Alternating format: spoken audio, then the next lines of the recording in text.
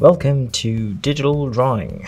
Now, in this particular activity and lesson, I'll be teaching you how to create a concept painting in Autodesk Sketchbook. Of course, you're welcome to do this in any app of your choice. We'll start out by creating a new canvas. So make sure that you click on that top left button and then on New Sketch. Okay, so to do this, we're going to combine some photography manipulation and some digital painting. Okay, so I'm going to press on this import button, and then I have basically gone onto Google and I found a couple of images. So I'll start out with this landscape painting.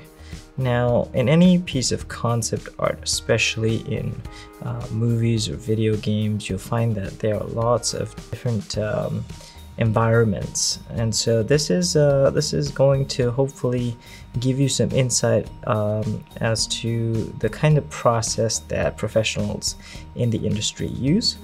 So for this lesson, I'm also using an Apple Pencil, so it kind of makes the drawing experience a little bit easier. So you'll notice that I resized that by pinching on the screen.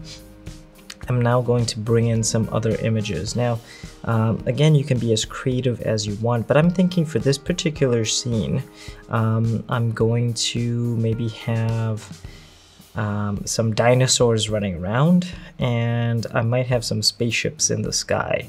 And maybe the spaceships are like firing on the planet, and the dinosaurs are kind of running around. I don't know, we'll see. Okay, so let's start out by doing the background first. So that's basically going to be the spaceships. So I'll bring in some of these Star Destroyers here.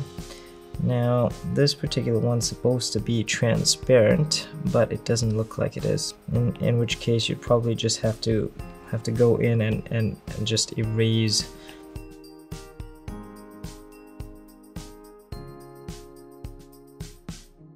Now, unfortunately, it doesn't look like it fits very well just yet.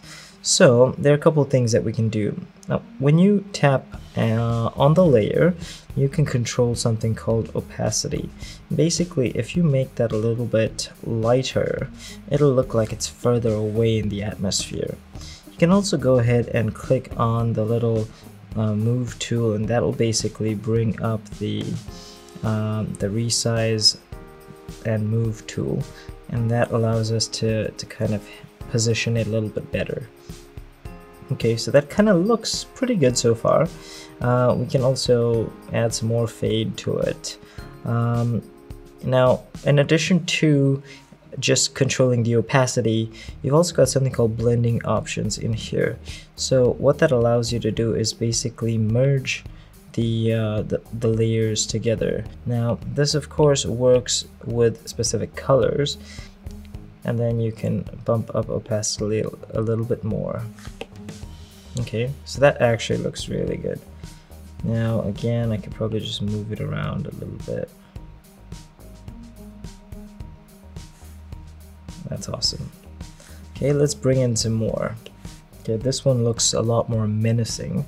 So what I'm going to do is I'm actually going to mirror it and make it look a little bit closer.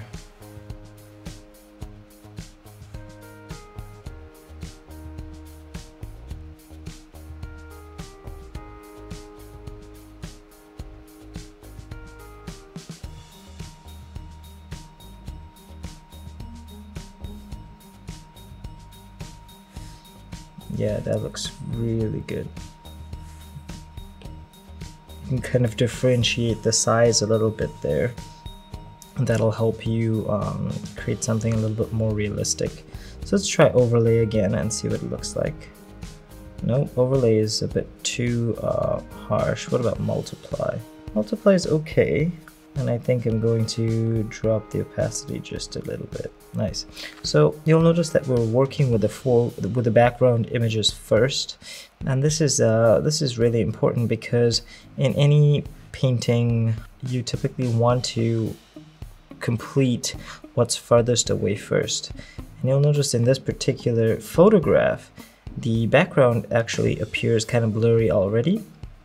It's got a little bit of a blue tone to it, so we can actually replicate some of that. So on a new layer, I'm going to basically choose a color that's similar to the sky here, and I will go with an airbrush, which should be,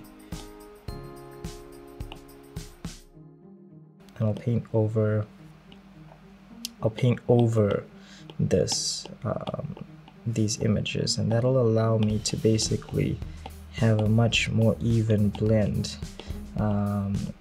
It'll make it look like it's actually entering the atmosphere. So this is a technique called atmospheric perspective. Okay, nice. Okay, so why don't we say that these spaceships are basically firing down some laser blasts. And so I downloaded some laser blasts. Now, this particular image is a PNG. Well, it's supposed to be a PNG, but it looks like it's just a JPEG image. We could easily just cut away some of that. So I'm going to use my selection tool this time, and I'm going to select the areas that I don't like. I'll use the eraser and make it really big.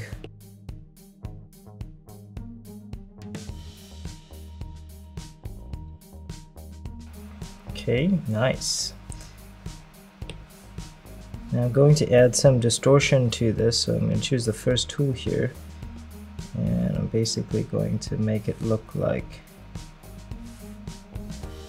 it's kind of coming from one of these guns. Okay, that's pretty cool. Now I can also duplicate layers, so I'm going to tap once, and then I'm going to click on the duplicate button. So this allows me to basically move stuff around. I can also go ahead and mirror these blasts. Nice. Now, blasts would not really make too much sense if there was no damage around. So you can actually paint that in. A good way to kind of do so is by experimenting with some of these brushes here. So, for example, if I wanted to paint a blast, I'll use a new layer. I might go like yellow or something.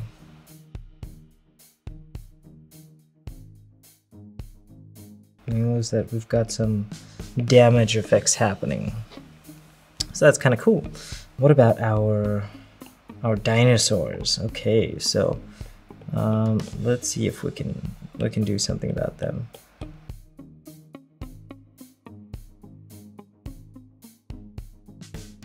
Okay, let's have him over there. T-Rex. Let's have him in the foreground. Okay, make sure that your dinosaurs are on the uppermost layers. And let's add another dinosaur. This looks kind of funny actually. Look like they're kind of running away.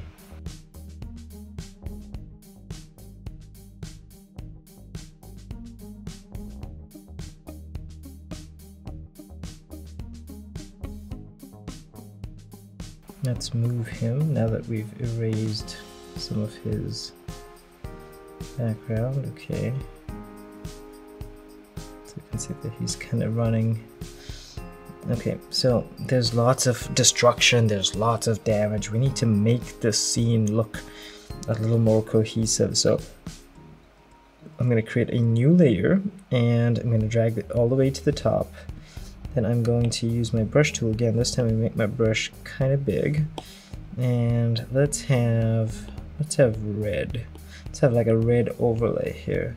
So what we'll do is we'll basically paint some red all over the image.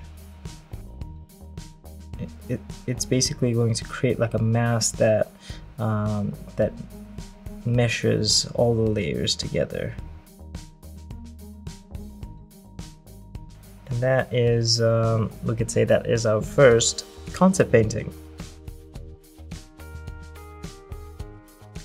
You can go ahead and save your work by clicking on Gallery and then Save Current Sketch.